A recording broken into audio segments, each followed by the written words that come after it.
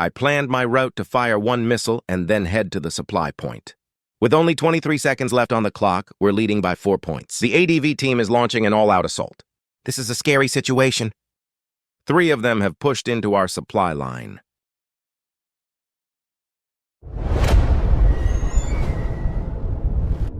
Hey, what's up, everyone? I'm Bomb from KTG. I've got another fun video for you all today. Not too long ago, our KTG squad held an internal event match to help members improve their skills. We played around 5 matches, and one of them had a really interesting jet combination that I want to show you today. We got a 5 stealth vs 5 ADV matchup. Have you ever seen a match like this before? All Jeans, our squad's tactical instructor, once prophesied that the day will come when the stealth meta dominates Metalstorm. Stealth jets typically include the Raptor, Felon, and the Interceptor J-20, a total of 3 types. In most matches, you usually see 1 or 2 stealth jets per team. Their primary role is high-altitude reconnaissance. Since stealth jets are immune to missile locks, they can fly high for scouting and throw and some bonus attacks on the side. But now I'm curious what kind of game does an all-stealth lineup of 5 actually produce. And facing them, we have the 5 ADV team. The ADV is honestly a pretty overpowered, jack-of-all-trades kind of jet. As a heavy fighter, it carries 4 Hunter radar missiles and 4 short-to-medium-range IR missiles at 3.5 kilometers for a total of 8 missiles. Its variable sweep wings let you fold them in and play it like an interceptor. It can climb to very high altitudes, and while it's not the most agile, its sustained turn rate is on par with the F-16, so its turning and overall maneuverability are actually quite solid. On top of that, its decoy special ability can evade enemy radar missiles, so even without stealth, it's an incredibly threatening and well-rounded jet. So let's watch together and see how this matchup between stealth jets and ADVs actually plays out. Let's first check out the lineup. The battle takes place at Stone Forest in Team Deathmatch mode. This side is the stealth team, and this side is the ADV team. On the stealth side, we have 2 J-20s, 1 Raptor, and 2 Felons.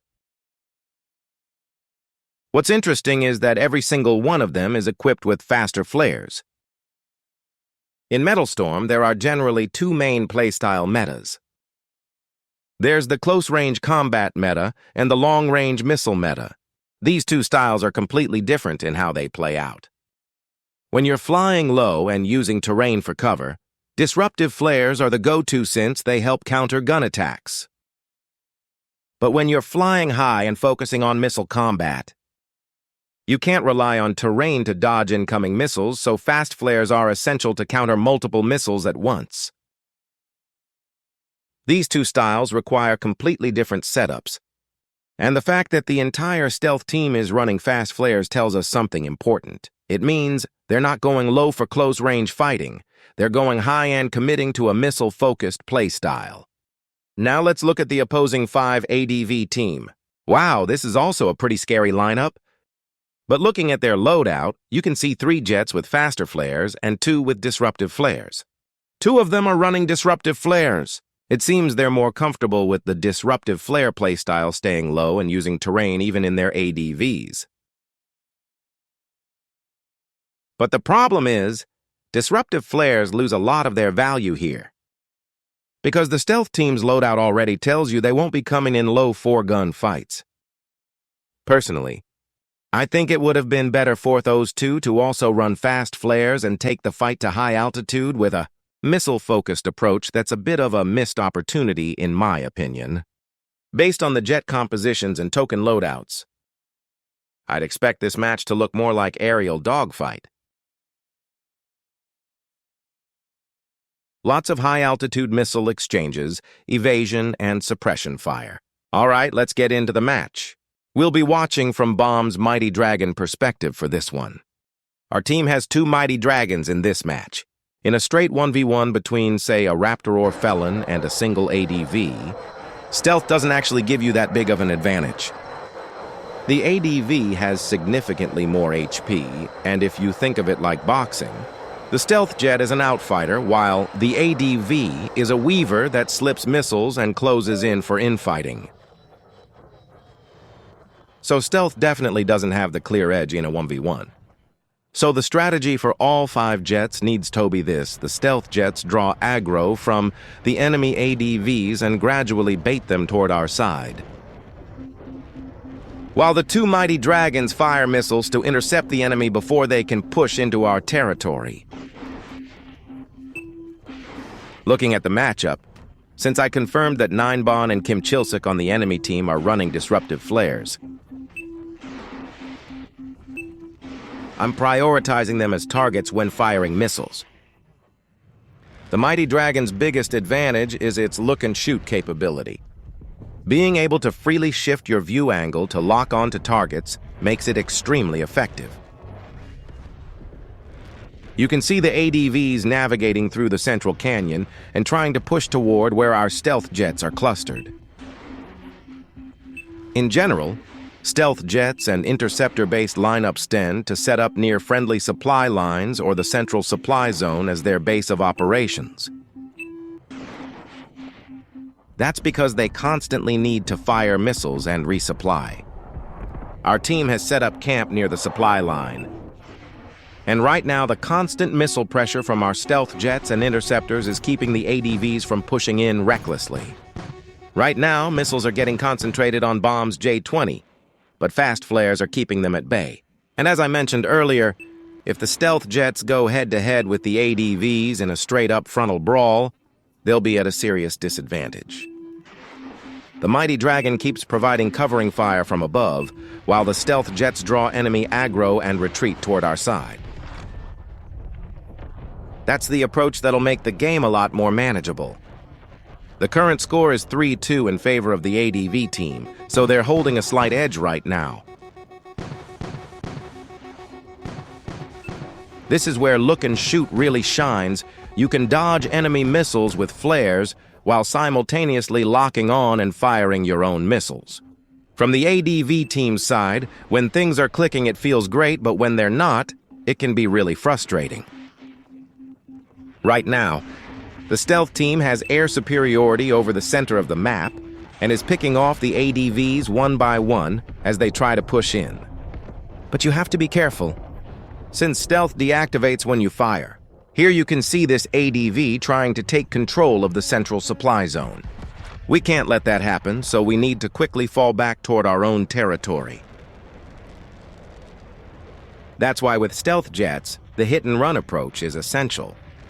Don't go head-to-head, keep pulling aggro, fall back and bait them toward our team. Use that opening for the Mighty Dragon to provide air support. With General's ADV pushing toward our teammate, IF's J-20, I launched some suppression missiles to counter. You can see Ares pushing hard into our side. When this happens, you need to cut them off quickly from above. Otherwise, you can get overpowered. As you keep watching, you'll notice the stealth jets aren't pushing to the center for close-range fighting. They're staying at mid to long range and relying on missiles. And this kind of gameplay is very typical of a stealth-based lineup. The stealth team is grouping up and pushing in from this side. The current score is 8-6, with the stealth team now leading by 2. Since I know Kim Chilsik's ADV is running disruptive flares instead of fast flares, I'm going in more aggressively. Now 2 ADVs have pushed deeper into our territory. When that happens, you need to launch missiles fast.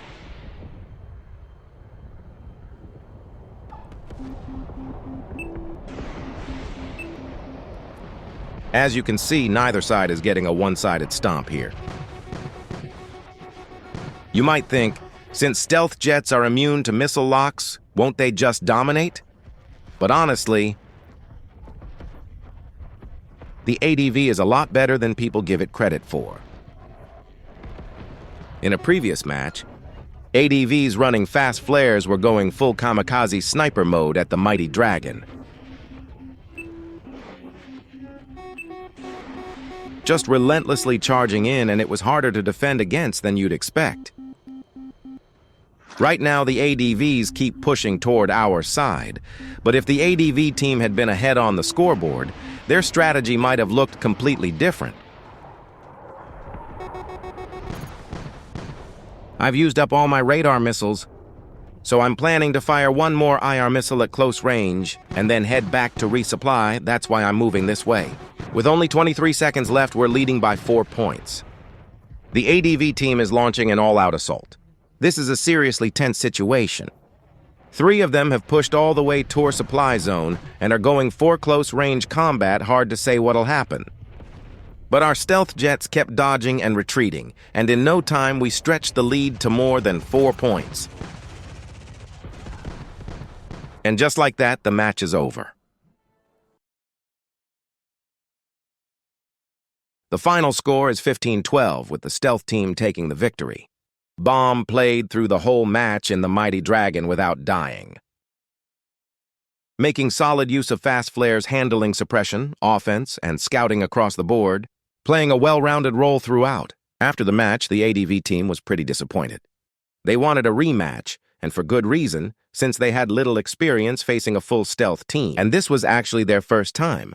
So naturally, the ADV team probably had some regrets about their strategy and gameplay choices. So just because the stealth team won this one, it doesn't mean stealth jets are flat out better than ADVs. With more experience and practice, the ADV team could absolutely develop strategies to counter a full stealth lineup more comfortably. And that wraps up the match footage.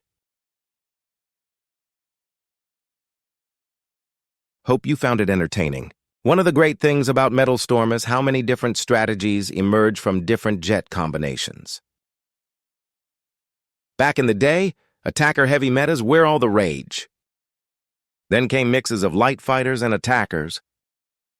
All sorts of combinations trying to gain an edge, and now we're seeing all-in lineups like 5 ADVs or 5 stealth jets. New strategies keep emerging and people keep testing them out. Every strategy has its strengths and weaknesses. One might dominate for a while, but then someone finds the counter, and that gets countered too. I think part of what makes Metalstorm so fun is thinking through these strategic layers. And I believe the more we dig into that side of the game, the more enjoyment we can get out of it. This has been KTG Bomb. Thanks for watching.